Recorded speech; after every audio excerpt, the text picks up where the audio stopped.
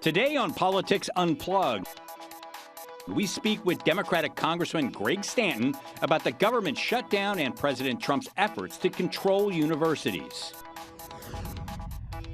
Plus, it was a big week for Arizona's 2026 midterm elections, with a pair of high-profile Republicans launching their bids for Congress. And Arizona's Democratic Attorney General Chris Mays sues Republican House Speaker Mike Johnson. Our panel breaks it all down now on Politics Unplugged. And good evening. I'm political editor Dennis Welch. This is Politics Unplugged, and the government remains shut down, but that doesn't mean the flow of news from Washington is drying up. There's still a lot going on, including the president putting pressure on two of Arizona's public universities. And here to talk about all of that is Congressman Greg Stanton. Thank you for being here to talk a little bit about that. I want to start off. Lots to talk about, obviously. You know, the government shut down, but still lots of things happening. We'll get to that in a second. But I do want to start with what the president is trying to do with the universities here. He is offering preferential funding treatment to universities who agree to, basically support his agenda on campus and whatnot. You've weighed in on this because, the president is, spoken to the University of Arizona, and I believe Arizona State University officials have been in contact with the White House over this. You've interjected yourself in this. What do you want to see happen?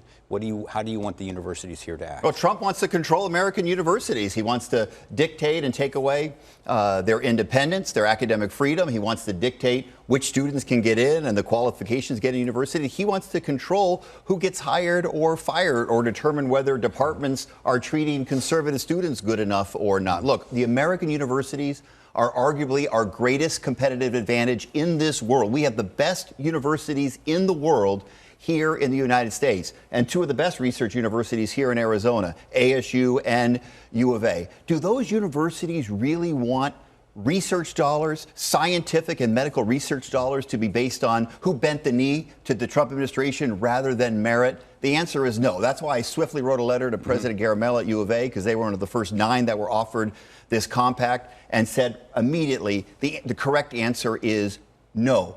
Do you really want preferential dollars if that means you're receiving those dollars not on the merit of the science and research that you're doing, but because you cut a deal with the Trump administration? You're making that decision not just for yourself, but on behalf of thousands and thousands of universities across this country. And I'm proud that President Garamella said no. ASU is in some kind of conversations with the administration. I don't know if they've officially been offered a compact or not, but I think Dr. Crow and the university made it absolutely clear. They will not sign onto any document that harms their academic freedom and independence. Well, the pushback on that would be, the president was elected on this agenda, and some of the things he wants universities to do was part of that agenda. What is the harm about signing on to these documents and agreeing to these terms if in return you get more funding for your research? I'll tell you exactly what's wrong. You give up your independence, you give up academic freedom, which is critically important for professors and research to have academic freedom to pursue the academic course that they want to pursue. And look, the largest industries in America, including the semiconductor industry, which is doing so incredibly well here in Arizona, the science behind it was originally created in research in American universities. Scientific research often funded by the federal government, and it was funded based on merit. Are we really willing to give that up because of a power grab by this administration? That would be a massive step in the wrong direction, and I think both U of A and ASU need to take leadership positions and be absolutely clear. The answer is not just no, but hell no. Okay, so what specifically in what the White House, what they want, what they're demanding out of the universities? Is there anything specifically that you take issue with, or is it the whole thing? Because the president says he wants them to do away with certain admissions criteria, certain gender issues, things like that. Yeah, the number one thing is you would give up your academic freedom. The university would be giving up their academic freedom to the administration. The administration would control American universities. If you study authoritarianism around the world, this is one of the first things that is often done, is that an authoritarian will try to control the academic enterprise of a country. The independence of those universities, the best in the world, students from around the world want to attend American universities for a reason. It's a massive competitive advantage. We do not want to give up academic independence. You do not want to allow the current administration, whether Democrat or Republican, to control admissions policies into American universities.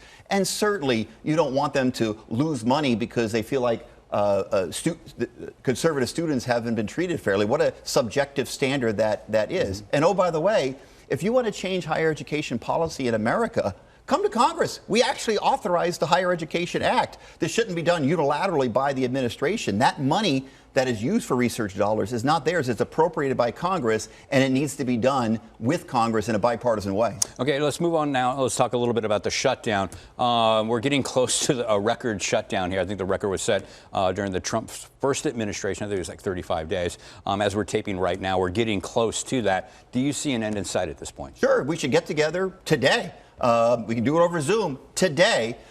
We know we want to protect Americans' health care. People are receiving their Affordable Care Act premiums right now. We know it's going through the roof. Families, middle-class families here in Arizona, families of four, are going to see their premiums increase between $2,600 and $4,600 at a time that we need to keep prices lower. So many of our Republican colleagues have made clear that they support this policy. We may disagree about the length of years that we would support for extensions of the tax credit, but the support is there in a bipartisan way. Let's protect Americans' access to health care, and let's get this government reopened. We can and must do both. But given the choice, I mean, if it continues, we're almost at we're coming up on another deadline. November 1st, we're seeing that SNAP benefits are going to be running out or are greatly diminished across the country, including here in Arizona. Arizona's almost 1 million people on the food stamp program. Are you willing to continue this shutdown if people are not going to have access to their SNAP benefits? Are you willing to do that? It's a good thing that Congress has pre-funded the contingency fund for SNAP. The resources are there. So the fact that the Trump administration is trying to threaten American people and 800,000 people here in Arizona were losing nutrition benefits because of the shutdown is simply factually not true. We have a contingency fund. They should use that to make sure people continue to receive those nutrition benefits. When you say they should use that, you're talking about the Trump administration? Yeah, they have access to the contingency fund. Have you gotten any indication that they're going to tap into that? Just like they found other resources to pay the troops, which we support. We want to make sure our troops are paid. We have Congress has given them the resources, a contingency fund. Have you gotten any assurances from the administration? No, just the opposite. That they're going to tap into that fund? They are threatening to take away people's nutrition benefits. Sure. Using the shutdown as the basis, which they have threatened to do in other ways. They're factually wrong about that. But more importantly, what they need to understand is the American people. There's a reason why poll after poll shows that the American people want us to do both. Protect people's access to care and affordable health care. That's what the ACA tax credits are about. And they want to end the shutdown. Not one or the other. We need to do both. That's what the American people are demanding. Again, so it does sound like you're willing. I mean, because it's all up to the White House, according to you, whether this contingency fund gets tapped into. So you're willing to see people go without their SNAP benefits, their food stamps, to prove a point over this government shutdown. No, that would be that would be a horrific decision by this administration to have a contingency fund, which is exactly there for this purpose, and still take away nutrition benefits from families and children who desperately need it. That would be a policy choice by the administration to do that, and that would be the wrong choice. We in Congress have planned for this. That's why we pre-funded the contingency fund for SNAP.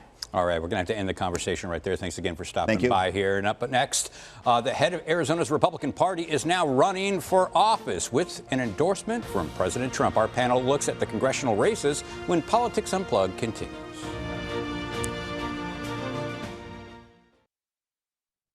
It's time to look back at the past week. This is your political roundup. We start with the chairwoman of the Arizona Republican Party. Gina Swoboda officially announced she's running for the open seat in Arizona's 1st Congressional District. She's the only major Republican name in the race so far, and she starts with President Donald Trump's endorsement. Former Pinell County Sheriff Mark Lamb is throwing his signature cowboy hat into the political ring once again. He's running in Arizona's 5th Congressional District that covers large swaths of the East Valley. Lamb will face former Arizona Cardinal Jay Feely and ex-state lawmaker Travis Grantham for the Republican nomination. Democratic Attorney General Chris Mays took a break from suing the Trump administration. This week, she dropped a lawsuit on Republican House Speaker Mike Johnson. She's demanding that Johnson immediately swear in Arizona Congresswoman-elect Adelita Grijalva. And finally, Arizona Governor Katie Hobbs led a trade delegation to Mexico. She's trying to keep our state out of the crossfire should a trade war break out between the U.S. and Arizona's largest trading partner. And let's bring in our panel to talk about all of that. We got Democratic political consultant Don Penich and Republican Marcus Dell'Artino. Let's start with your side of the aisle here with the CD1 race. We got the chairwoman of the Republican Party, Gina Swoboda, jumping into that race. She's got Trump's endorsement. First and foremost, do you think because of that you'll see any other competitors in the Republican primary? I lean towards the no. I know at least a couple of them who, by the way, were very well qualified, but were waiting on to see if they got the endorsement, decided not to run. So I think this does clear the field, which gives Republicans advantage going into that general election. They have a clear field in the primary. The Democrats are going to battle it out in that primary with, I mean, like a baker's dozen of Democrats over so in that. many. Yeah. And so there's going to be a lot of attacks during that primary, which soften up the ground for the Republican going into that general election. Is this good news, bad news for Democrats that Gina Swoboda is jumping into this race? Now, CD1, Democrats have been eyeing that for years, been trying to take David Schweikert out. They've thought he was vulnerable for the past several election cycles, come close, but haven't been able to pull off the victory. Again, good news, bad news for Democrats that Swoboda's in. Well, the overall situation is a good news situation for Democrats. As you say, I mean, the last 4, if not 5 cycles, Democrats, my side, have said, this is our moment, you know, whether there's been a Republican or a Democrat in the White House, because the math actually makes this district possible. But Schweikert is his own kind of unicorn in that he was magically able to keep winning, walking that difficult line of not so extreme that he loses independents and moderates, but not so centrist that he loses his Republicans. He's cleared out. And so Gina Swoboda is known among us politicos for sure, but she's not known by the average Republican, certainly not the average, you know, centrist independent voter in that district. And so as Democrats, what we have is a couple people who have been running, who have much higher name recognition, who have been doing this a while, and now that they don't have to contend against this powerful incumbent, I think this is a net gain, a net better opportunity for Democrats. Yeah, and this is also one of those swing districts, one of the country is going to be watching that could determine the balance of power in Congress. Swoboda, any potential problems for her moving forward? We've seen some reporting that would suggest Swoboda's in Turning Point USA has been some tension there. Do you see any hurdles she's going to have to clear here? But there is some tension there. There's no doubt about it. But ultimately, at the end of the day, if she's the only candidate in the Republican side in that primary, she's going to win, right? And so you leave one option left for Republicans to vote for. Her name ID will obviously, it will. That's what a campaign is about. And so she's going to raise the money to get her her name ID up. And I would also add to the fact that one of the central issues for all races across not only Arizona but America right now is that Democrat voter registration is lagging far behind Republican registration. And until the Democrats stop the bleeding, we're going to continue to have, you know, victories on the Republican side and not so much on the Democratic side. Yeah, just a real quick side note on that. I mean, what's your read on this? When we talk about this on the show all the time, that voter registration disadvantage for Democrats. I mean, is there any way to reverse this in time for next year or stop the bleeding, as Marcus said? Well, there are a lot of minds, believe me, across the Democratic side of this country trying to figure out, you know, how to make up that registration deficit that we have. And I think the problem is, and, you know, I'll say this of my own folks, that we are fighting against a lot, but we are still struggling to figure out what is that positive message? What are we fighting for that is going to have those, especially young people, more moderate people saying, yeah, I want this registration. I'm not just unaffiliated. I do believe in something, because we haven't as a party yet shown that we believe in something that we can articulate on a bumper sticker. Yeah. And let's move over now. Let's talk about the race down over in the East Valley in CD5. Sheriff Mark Lamb jumping into that race. The seat is currently occupied by Andy Biggs. There are a couple of other, as we mentioned, there's Jay Feely, the former professional football player. There's former state lawmaker Travis Grantham now in this primary. I mean, Mark Lamb, though, has got to start off as the odds-on favorite to win the Republican nomination in that district, right? I'm not going to go that far. Here's what Wow, I would say. and I will probably make some. Oof. Okay, so Andy Biggs is going to run for governor, so it's an open seat, right? And you've got Travis Grantham, former state legislator, running. Jay Feely, who's always wanted to run for public office and has been courting the Trump administration for quite some time for an office. And then you've got Mark Lamb coming in here to the race as the latest candidate. However, backed by Turning Point, right? And certainly their candidate against these other two. But what I heard late last night is that there's a very good chance that President Trump will be endorsing Jay Feely. And so if that were the case, I think that upsets sort of the apple cart in that race, if that's true. I don't know if that's true. That's just a rumor. I've got no proof of it, but that's just the rumor. Marcus, it goes from speechless to breaking news here. Love to see it. From your perspective, though, I mean, Mark Lamb is, name ID he's probably the best known out there. Voters have voted for him for years. That's got to be a huge advantage. Yeah, this isn't a district that my side has to worry too much about ever, but I just have to watch this and think, I don't know if this is Christmas morning or a Sophie's Choice for Republicans. Two men in uniform, right? A cop and a football player. I mean, what is a red-blooded Republican to do? I will tell you this. There will be virtually zero difference in between any of their voting record in Congress. So whoever you vote for, it's totally personal choice. Yeah, okay, we're going to have to take a quick break, and a good reminder, too, that that district, whoever wins that primary is likely going to go on and win the general election because it skews so heavily for Republican registration out there in the East Valley. But when we come back, Attorney General Chris Mays sues the Speaker of the House. That's next on Politics Unplugged.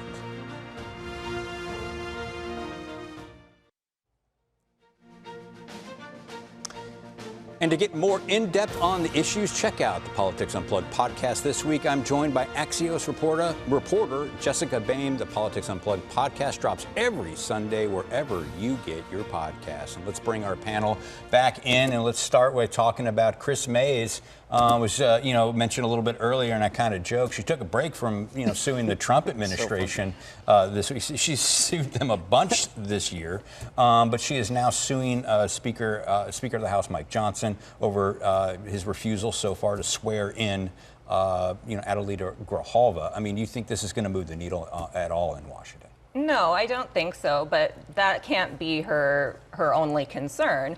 She is here to fight for the people of Arizona, and that includes the people of that congressional district who are left without representation. And so her lawsuit is trying to make the point that while this may be nothing but petty partisan games for Speaker Johnson and the Republicans who are celebrating this, this is a legal problem. This is a real disenfranchisement of her constituents, and she's not going to just sit there because the likelihood of her suit mattering is low. She's going to fight for the people that elected her into that position. So, I commend her for that, regardless of what outcome it has, and it sounds like it's not going to have much. And, from a Republican standpoint, this doesn't really look good from a PR level, correct? Because earlier this year, we had two Republican Congress members that were elected in special elections, and they were sworn in almost immediately. Yeah. This can't look good.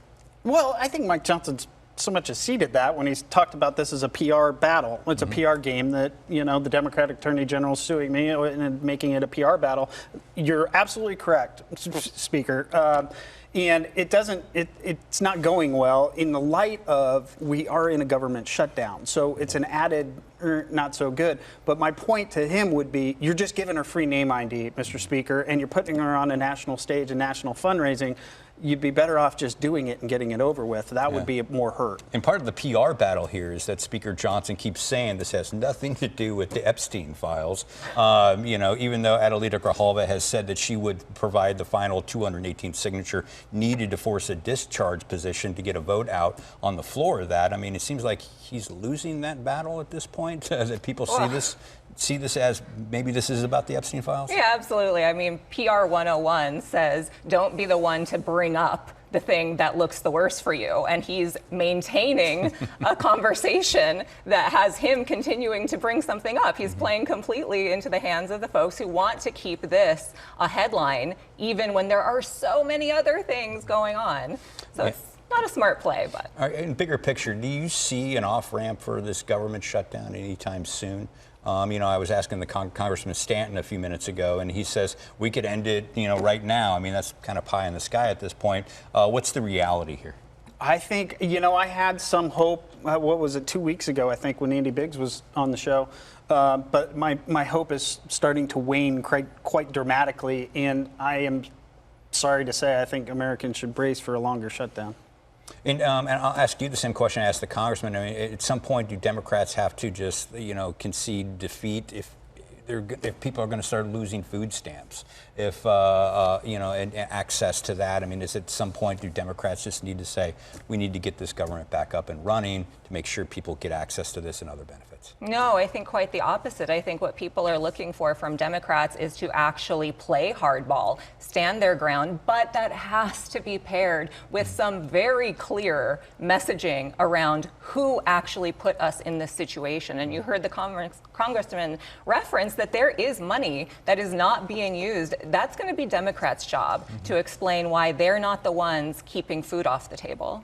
All right, let's pivot now. Let's talk a little bit about the governor. Had a big trip down to Mexico City this week. You've seen governors do this before. You've been involved with some of these trade meetings down south of the border. How effective is this, and do you think the governor can keep Arizona from maybe being caught up in the crossfire of a potential trade war if it escalates with Mexico?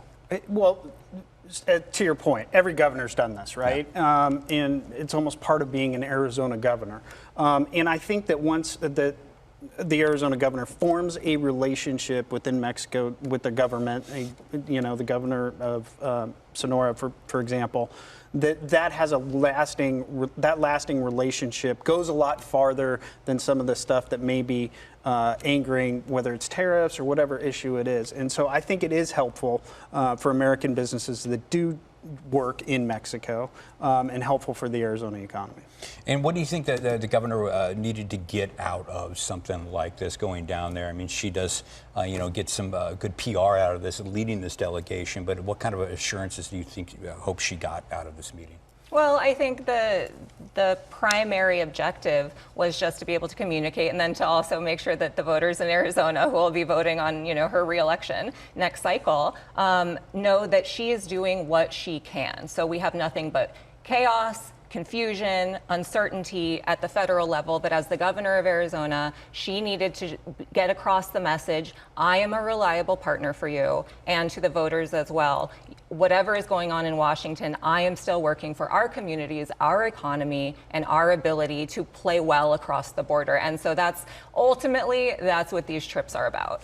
Okay, and what kind of want to end here? I saw a small story before we started taping here today. The governor is also thinking about getting out of the National Governors Association. It costs the state about $130,000 a year to be part of this association. I got to be honest with you. For years, I've wondered what the heck do states get out of being part of this National Governors Association and things like that. Marcus, what does Arizona get out of these things, and maybe should Arizona get out of it? Well, if we're going to start with this organization, I'll give you a list tomorrow of organizations we can get out of. But I would say this: look, in the context of the whole entire budget, $130,000 is nothing, and it can be privately funded. All right, but thanks. We're going to have to end it right there. That is all the time we have. Be sure to join us next week for more Politics Unplugged. Good night.